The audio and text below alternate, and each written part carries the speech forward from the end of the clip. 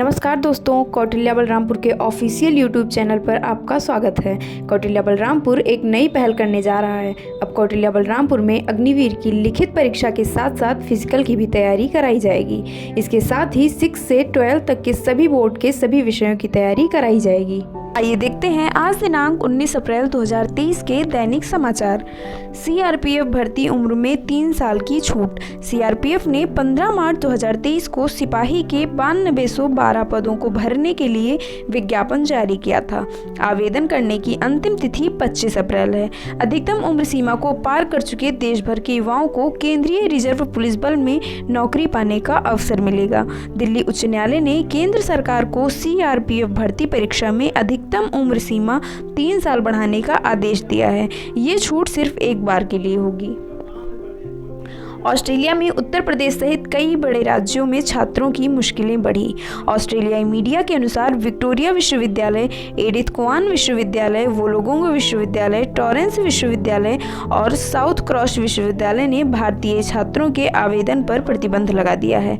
फरवरी में पर्थ स्थित Edwin Kuan विश्वविद्यालय ने भारतीय राज्य पंजाब और हरियाणा के आवेदन पर प्रतिबंध लगा दिया था।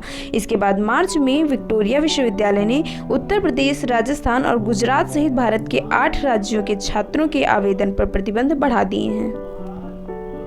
इंतजाम फेल जुगाड़ से करानी पड़ी परीक्षा। विश्वविद्यालय ने मंगलवार से बीबीए, बीसीए, बीएससी कृषि, एमएससी कंप्यूटर साइंस और बीकॉम की परीक्षा शुरू कराई। लगभग 20,000 छात्र शामिल हुए, जिसमें पहले दिन ये संख्या कम थी। इसके बाद भी विश्वविद्यालय का पूरा सिस्टम बैठ गया। नर्सरी, केजी और पहली में पहले आओ पहले पाओ के आधार पर होगा दाखिला। सरकारी स्कूलों में इन कक्षाओं के लिए भी सीटें खाली 24 अप्रैल से भरी जाएंगी। शिक्षा निदेशालय ने सत्र 2023-24 के लिए इन कक्षाओं में दाखिलों के लिए 1 मार्च से दाखिला प्रक्रिया को शुरू किया है। 25 मार्च तक दाखिला प्रक्रिया को पूरा कर लिया जाएगा। 4% मुस्लिम कोटा खत्म करने का फैसला अभी नहीं लागू होगा।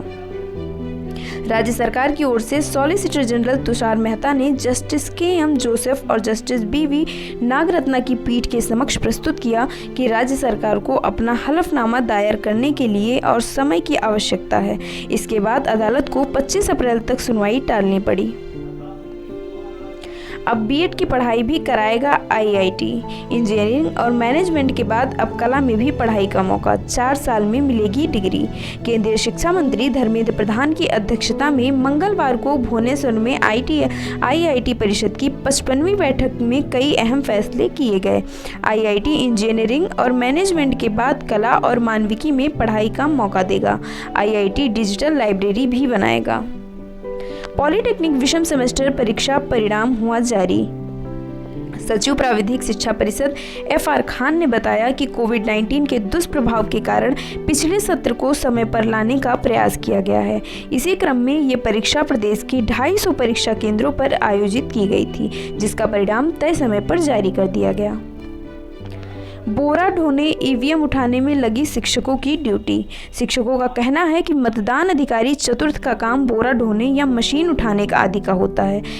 इसके लिए शिक्षकों की ड्यूटी लगाना उनकी मर्यादा के खिलाफ है। इससे पहले चुनाव में शिक्षक पीठासीन अधिकारी और प्रथम मतदान अधिकारी के रूप में ड्यूटी करते थे।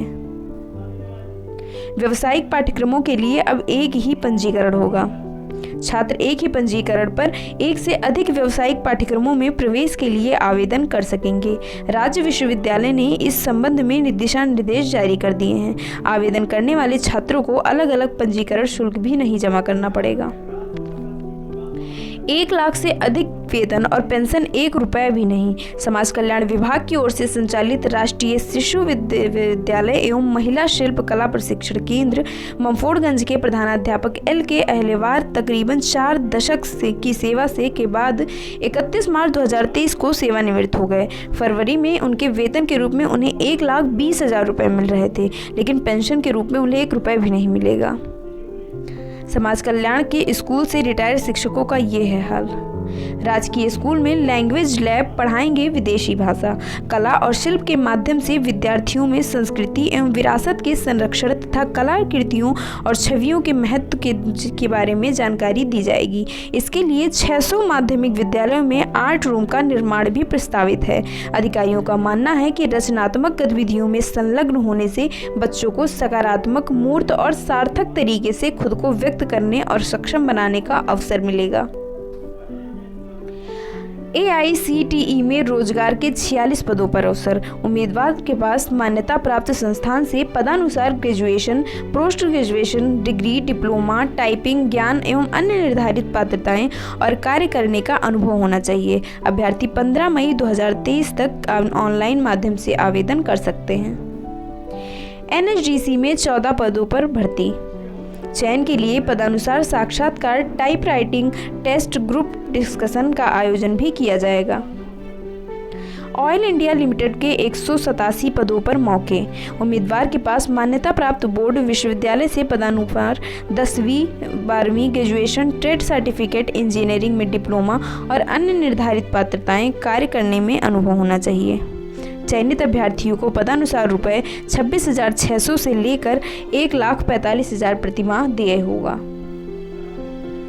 इंडिया पोर्ट्स ग्लोबल लिमिटेड में अभ्यर्थी मुख्य वित्तीय अधिकारी के पदों पर आवेदन कर सकते हैं। नई दिल्ली नगरपालिका परिषद पालिका केंद्र में प्रतिनियुक्ति के आधार पर स्वास्थ्य चिकित्सा अधिकारी के पद भी रिक्त। राष्ट्रीय गतिशील दिव्यांगजन संस्थान में स्पेशल एजुकेटर, सहायक स्टोर कीपर और अन्य पद खाली। अगर आपको हमारा कंटेंट पसंद आता है तो हमारे YouTube चैनल को सब्सक्राइब करें, बेल आइकन पर प्रेस करें और प्रोग्राम का लिंक अपने दोस्तों के साथ शेयर करें। Thank you.